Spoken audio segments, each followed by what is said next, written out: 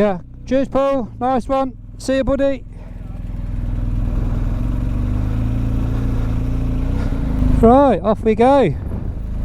Day 2, off to Fort William first, or rather stopping off at Tyndrum. There's a biker's Green Welly stop which I've seen online, and there's Alston, little town just down there. You can see the weather today is a lot better than yesterday. I mean, it was dry and it was okay yesterday. There's a petrol station, but it's 17 degrees already. That B&B there, bunk room, and then there's another little bit of cottage with 2 rooms, and putting another 1 room on, I think. I'll put all of the information on the screen so you can see, but really good value for money that. This is the other side of the Hartside Pass. It still is the 686, and the 686 extends beyond not just the Hartside Pass. It goes, obviously, we'll get around this bend, try and turn and show you. It obviously goes all the way down there and beyond into the mountains. But I think the reason the sat-nav's playing up is because it's confused. It's either the satellite or because I'm going the wrong way. I need to head towards Carlisle from Alston, which is actually the other side of Alston. Even if I add, bit of a switch back here, even if I add an extra 40 minutes onto the trip, I don't care, because you have to experience this. Whilst I'm up in this part of the country, in Cumbria, I've got to ride this Hartside Pass again. It is just exhilarating.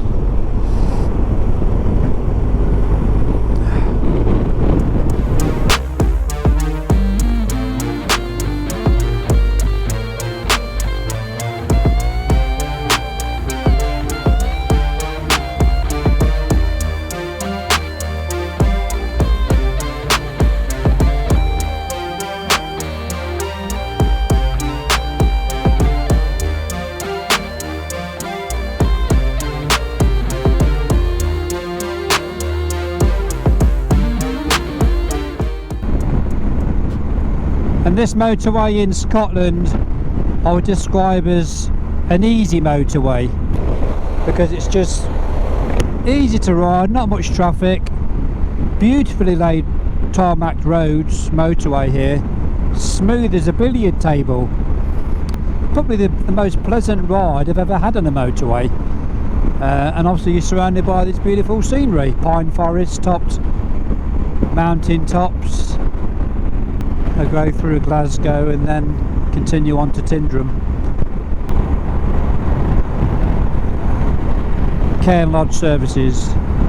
So I just pulled into Cairn Lodge services. So I'm going to have my first stop off here, just a refreshment stop, really stretch my legs and sort the sat nav out, and then continue on through Glasgow onto Tyndrum.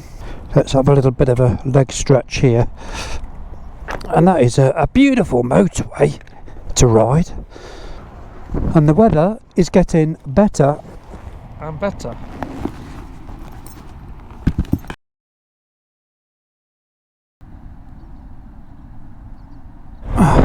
Well, whilst we look at this spectacular building, I'm trying to work out what the sat-nav wants me to take a detour of Glasgow, and whilst I'm looking at these beautiful buildings, I am taking a bit of a detour. This is not the way I wanted to go. I need the M8. There we go, M8 West. Like any town centre, look at that building. Like any town centre, you get lots of roadway networks and underpasses, overpasses like this. But I think I am on the right road now. Get it right to the brim there, so it's overflowing. And third fuel stop, what's that, £19.90. I don't think that was my fuel there, but always be careful guys when you're in a fuel petrol station. Make sure there's no getting oil on your feet. I'm going to do a cowboy step on. Hopefully the sat nav will kick back in. Let's see what happens. Just found the satellite and we're back on course. right at the lights. Loch Lomond, A82.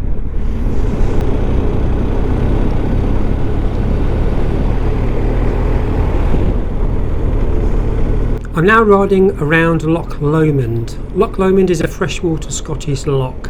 It is 36.4 kilometres long and between 1 and 8 kilometres wide. It has a surface area of 71 kilometres, making it the largest lake in Great Britain by surface area.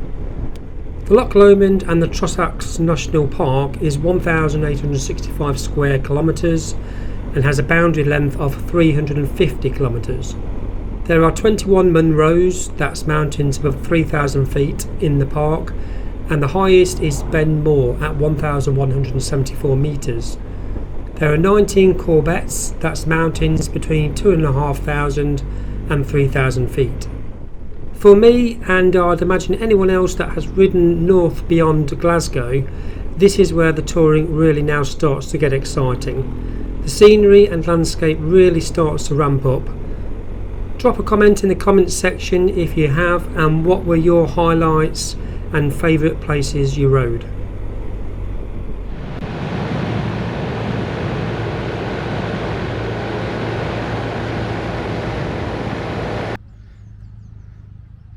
And if you want to stop for a cruise on Loch Lomond, then you can stop here. There's a few places actually along Loch Lomond for cruises. I think this might be one of the main ones. Boats coming in and out all the time, but yeah. This reminds me of Lake Coningsky in Bavaria. Right, we'll see when you get to Inveraray. It's quite nice here, you can stop there. Yeah. It's actually quite nice scenery, so I'll stop and have a wee look about. What are you riding? Triumph Tiger XRX 800. I've just met Tom Barnes on his Burns. Of course it's Burns, as in Robert Burns. That's it, Robert my apologies. But Tom's given us a preferential route to go as an alternative to go around Loch Lomond. Better riding, better roads. Right, and head for Inveraray. Inveraray. Yeah, you'll love it. Cool, really appreciate that, thank you very much. Hey, boy. I'll enjoy the rest of your day. I will do. And yeah, cheers, thank you. So have a good trip then. Yeah, so local knowledge is key, isn't it? So I'm going to do that route that Tom suggested. So the way that the sat-nav was taking me originally to Tyndrum, he says if you go right here, which is the way I was going to go, he says you get all the Arctics and all the camper vans, but his alternative is to go this way, turn right here, and there's a camper van going that way towards Argyle Forest on the A83. Actually says Fort William that way, which is where I'm going, but let's go this way and see if it's any better and not so much traffic. Inveraray, 24 miles. Telling me to go left here, which is looks quite interesting, doesn't it? If this is the alternative, it's not a bad alternative, is it? Look at that. Still following the contours of Loch Lomond. The sat-nav did have a brain fart again. I should have just followed the signs to Inveraray. This is the way I should have gone, but ended up doing this. But it did turn out to be a nice coastal road. I think you know you're on to winner, guys, when it says unsuitable for HGVs.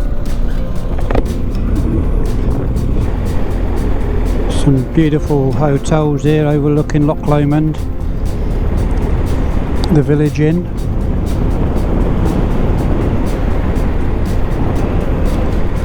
And some houses. Fancy living here overlooking the loch. Beautiful. I think that over there possibly is the road I would have been going on, because you can see the articulated lorries and heavier traffic, whereas this road, I've got it to myself.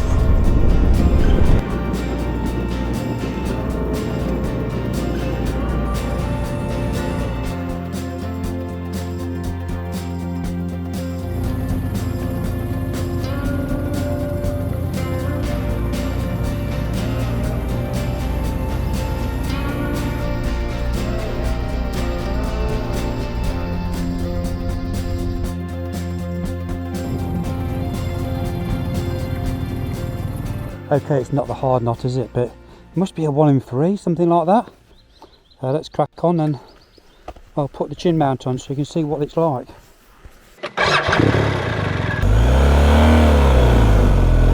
Plenty of revs on this incline, so I don't want to stall it. Beautiful. Another sort of bend coming up.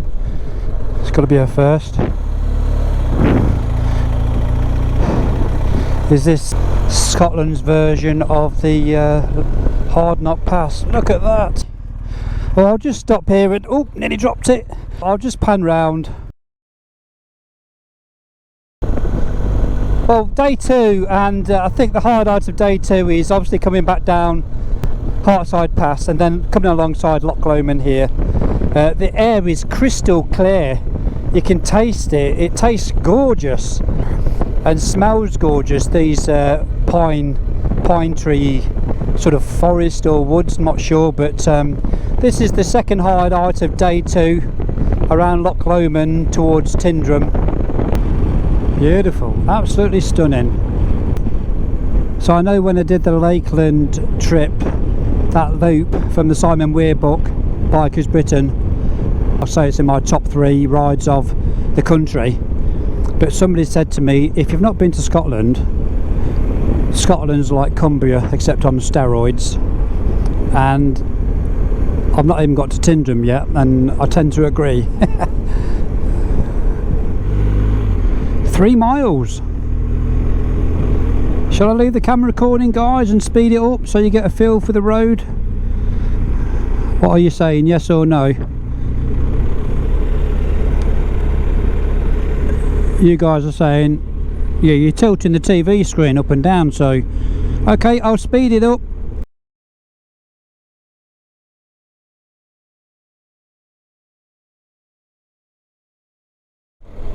The Fast Cafe or Food Cafe, train station, Royal Hotel, Highland Heritage. Where's the Green Welly? I think it's up on the right. Oh, the Green Welly stop, 200 metres. So I think it's up on the right. A lot of cyclists here riding the mountains. Right, where's the water scrubber to get rid of all these flies?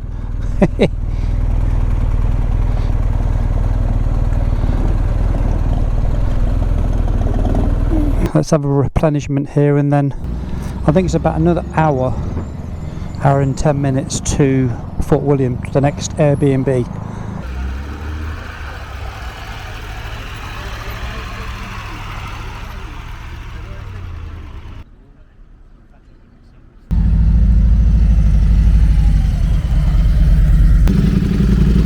Oh, bit naughty.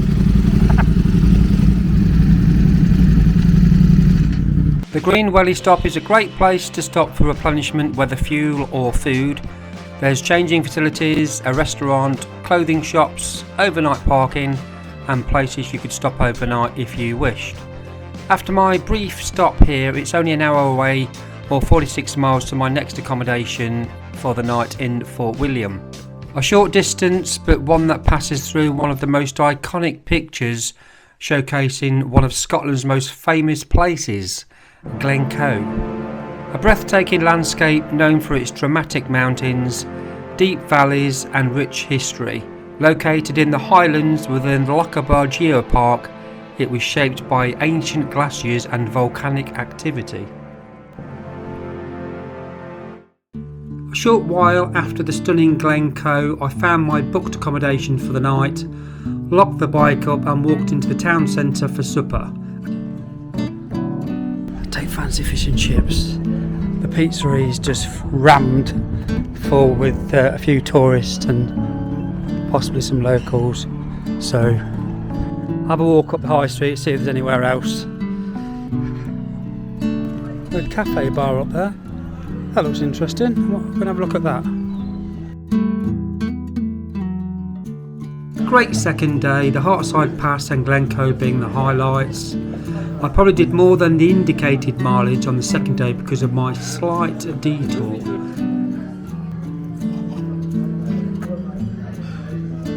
So I did at least 226 miles, 4.5 hours riding, and a total of £118 spent. The trip has gone relatively smoothly so far, but a jammed petrol cap and an admin error in the next episode lead me to be stranded at the harbour. Thank you for watching, guys. Please support my adventures by clicking the thumb button, perhaps subscribing, and clicking the bell notification will tell you when the next video is out. Ride safe, take care.